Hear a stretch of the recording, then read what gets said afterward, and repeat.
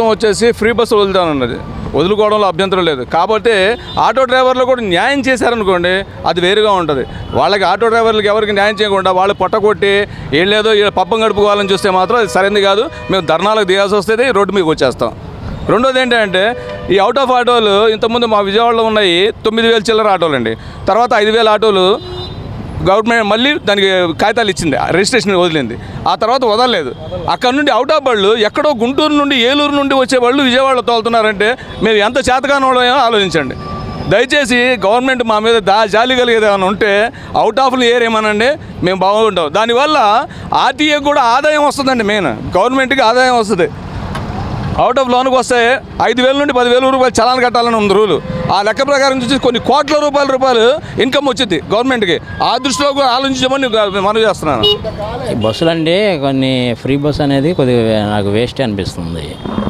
అది కొంతమందికి దానివల్ల ప్రజలకి లాస్ ఉంటుంది కదా, ఆటో వాళ్ళకి కొద్దిగా ఇబ్బంది కలుగుద్ది.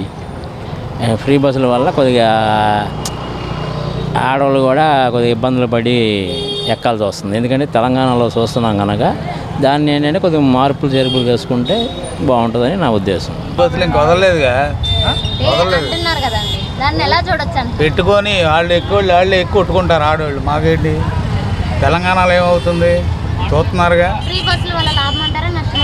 నష్టమేమి ఉండదమ్మా, ఎవరికి ఉండేది వాళ్ళకే వచ్చింది. పెట్టుకొని మాకేమైంది. ఆటో వాళ్ళకి నష్టమేనమ్మా, మరి నష్టం లేకుండా ఎలాగుంటుంది? ఏం చేస్తాం మరి? వాళ్ళని మేము ఆపలేము. ఎవరిని ఆపుతాం? గవర్నమెంట్. ఏం చేస్తాం వాళ్ళని? మేము ఏం చేయగలం? వాళ్ళు ఏం చేయలేం కదా, వాళ్ళ ఇష్టం. కొంత లాభం ఉంది, కొంత నష్టం కూడా ఉంది దానివల్ల. ఆటో వాళ్ళు కానీ ఫ్రీ బస్సులు పెట్టి మేము ఎక్కడికి వెళ్ళాలని చెప్పేసి ఆటో వాళ్ళ గురించి కూడా ఆలోచిస్తే అదే నష్టం ఉంది లాభం ఉందని చెప్తున్నాను కదా, దాని గురించి చెప్పింది. నష్టం అనేది ఆటో వాళ్ళకు కూడా ఇబ్బందికరమైన విషయం ఇది కూడా. ఫ్రీ బస్సులు అంటే చెప్తున్నారు కదా, దాన్ని ఫ్రీ బస్సు అనేది బాబు గారు చెప్పారు అంటే కనుక అమలు పరుస్తారు. ఫ్రీ బస్సు అనేది కొంతవరకు ఇబ్బందికరమైన విషయమే, కానీ మరి ఏ రకంగా ముందుకెళ్తారన్నది వేచి చూడాలి. లాభం అంటారా నష్టం అంటారా? ఎవరికి? ప్రజలకు లాభమేగమ్మా, నష్టమే ఉంది. దానివల్ల ప్రజలకి లాభమేగా.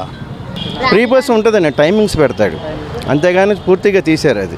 ఇప్పుడు ఉదయం పూట జాబ్కి వెళ్ళాల్సిన వాళ్ళు వీళ్ళు ఉంటారు కదా, ఇప్పుడు 8 నుంచి 11 దాకా అలా టైమింగ్స్ పెడతాడు, అంతేగాని ఒకేసారి పూర్తిగా తీరు. అది అన్నారు కదా ఫ్రీ బస్ అని చెప్పేసి ఒక 2 రోజులు జరిపారు ఫ్రీ బస్ అని చెప్పేసి, ఆ క్లాసు అని చెప్పేసి అక్కడ ఆపేశారు. అట్లా కానీ ఇక్కడ కానీ జరుగుతుంది అనుకుంటున్నారా? అలా అనుకోండి. టైమింగ్స్ ఇన్ని గంటలు ఇంతసేపు అని టైమింగ్స్ పెడతారు, కానీ పొద్దునుంచి సాయంత్రం దాకా అంటే పెట్టరు, అలా పెట్టరు. ఇంత టైమింగ్స్ అని పెడతారు అంతే, అది మాకు తెలిసి. అంతేగాని ఇంతసేపు అని ఉండదు. తర్వాత పర్వాలేదు అనుకుంటున్నాం మేమైతే. చంద్రబాబు ఇప్పుడు మహిళలకు కూడా కొన్ని సూపర్ 6 అనే బస్సులు కావచ్చు, సిలిండర్లు కావచ్చు, ఇట్లా కూడా అడుగుతున్నారు. దాన్ని ఎలా చూడొచ్చు? దాన్నైనా పర్వాలేదు మేడం, మాకు తెలిసి ఆయన వస్తే మాకు అంతా మంచిగా చేస్తాడు. ఇప్పుడు వచ్చిందంటే నిజంగా చెప్పాలంటే నంబర్ 1 ప్రభుత్వం. అంటే కొంచెం రేట్లు తగ్గిస్తారు, ఆడవాళ్ళకి కూడా ఫ్రీ బస్సులు వస్తున్నాయని చెప్పి లేడీస్ కూడా చాలామంది సంతోషపడుతున్నారు.